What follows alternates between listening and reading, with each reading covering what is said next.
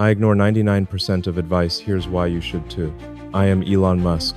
Let me start with something that might annoy you. Most advice you followed in your life has quietly made you weaker, not safer. If you're anxious about money, the future, or whether you did enough with your time, it's probably because you listened to too many people who never built anything meaningful themselves. I ignore about 99% of advice. Not because I think I'm special, but because most advice is designed to keep you comfortable, average, and dependent. And comfort is a very expensive drug. If that makes you uncomfortable, good. That's where thinking actually starts. 2. Set up the pain and stakes. Here's what I see over and over again. People collect advice like insurance policies. They ask friends, family, coworkers, experts, YouTube gurus, anyone who sounds confident. And then they average it all out. The result? A perfectly safe, perfectly reasonable life that they don't actually want. If you're watching this and you've played by the rules, saved responsibly, avoided risk, listened carefully, and you still feel uneasy, then I'm talking directly to you. That quiet anxiety isn't random. It's the cost of outsourcing your thinking. Advice feels good because it shifts responsibility. If things go wrong, you can say, well, that's what I was told. But that mindset will never build wealth, purpose, or peace. 3. Reframe and big promise. Over decades of building companies, nearly losing everything, and rebuilding from scratch, I learned something simple, but brutal. Most advice is noise. A small fraction is signal. By the end of this video, you'll understand why following popular advice almost guarantees average outcomes, how to tell the difference between signal and noise, and how to build a filter so you stop wasting years listening to the wrong voices. This isn't about arrogance. It's about survival in a world that punishes passive thinkers. 4. Main content, big lessons. Lesson 1. I stopped confusing confidence with competence. Here's a hard truth. The people most eager to give advice often have the least skin in the game. Early on, I listened to a lot of confident voices. They spoke clearly, they sounded rational, they had opinions about what was realistic, and almost all of them were wrong. Confidence is cheap. Competence is rare. Most advice comes from people optimizing for social approval, not truth. They want to sound smart, not be correct. I learned to ask one question before listening to anyone. What have you actually built or risked? Practical takeaway. Before accepting advice, look at outcomes, not words.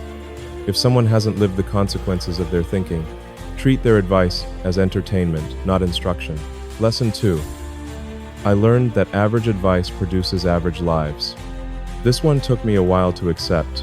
If you follow advice designed for most people, you will become most people. And there's nothing wrong with that, unless you want something different. When I was told something was too risky, what they really meant was too uncomfortable. When they said something was unrealistic, they meant outside the norm. Breakthroughs don't come from consensus. They come from first principles, asking what's actually true, not what's commonly believed. Practical takeaway. If advice feels universally accepted, pause. Popular advice usually optimizes for safety, not upside. Ask yourself, does this advice help me win, or just avoid criticism? Lesson 3. I trust people who say, I don't know more than experts. This might surprise you. The smartest people I've worked with are comfortable saying, I don't know yet. Most advisors pretend certainty. Real builders live with uncertainty daily. When someone speaks in absolutes about markets, careers, or life paths, that's usually a red flag. I've made my best decisions not by following experts, but by breaking problems down to their basics and reasoning from there. Practical takeaway. Value humility over authority. When someone admits uncertainty but shows clear thinking, listen carefully. When someone sounds certain about complex systems, be skeptical. Lesson 4. I stopped taking advice from people who don't want my life. This one is personal. People will give you advice based on their fears, not your goals.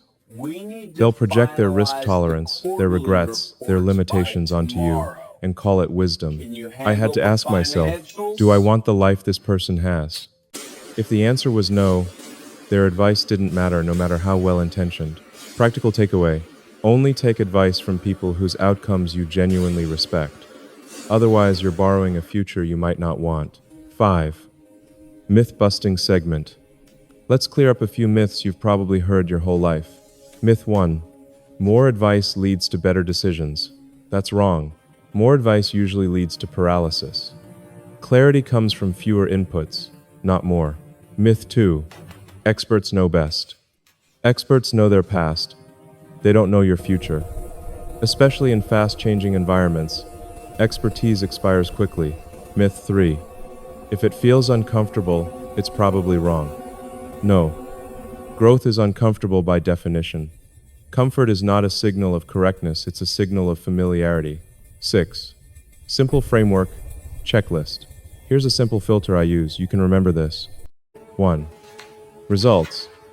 Has this person produced real outcomes? 2. Skin. Do they suffer if they're wrong? 3. Clarity. Can they explain why, not just what? 4. Alignment. Do they want the kind of life you want? 5. Leverage. Does this advice increase your long-term leverage or reduce it? If advice fails even one of these, I ignore it. Let me leave you with this. Ignoring bad advice is not arrogance. It's responsibility. At some point, you have to stop outsourcing your judgment and start owning your decisions, especially if you're worried about time running out. Most people don't fail because they lack information. They fail because they listen to the wrong voices for too long. I ignore 99% of advice so I can hear the 1% that actually matters. If you want more hard lessons without the sugarcoating, less noise, more clarity, subscribe. And don't miss the next one.